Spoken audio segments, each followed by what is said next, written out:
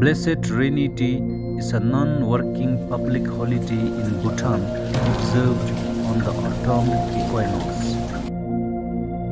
This holiday arrives at the end of the monsoon and farming season and the beginning of the harvest season in Bhutan. The name of the holiday isn't just to thank the rain that fell as part of the monsoon season that helps make a successful harvest. It is much more literal than that. It is believed that during the day there is a special time when all water in the Himalayan kingdom is imbued with a special elixir sprinkled from heaven by Buddha. Legend has it that eons ago there was a Buddha called Dipankara. After he passed away, a statue of him was erected in an ocean by the king of the Nagas as a symbol of worship. As soon as the construction was completed, a rain of ambrosia fell upon the statue as an offering of the king of Devas. This ambrosia had the power to cure all medical conditions, and since then, once every year, this sacred rain falls again to cleanse the world. Every year, astrologers determine the exact hour when this auspicious event takes place.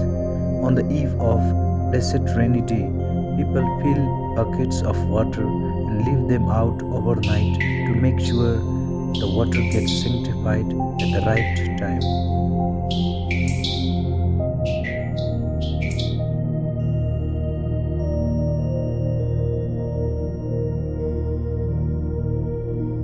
It is a tradition for everyone to take a bath with the blessed water to eliminate diseases, bad karma, bad luck, and other negative influences.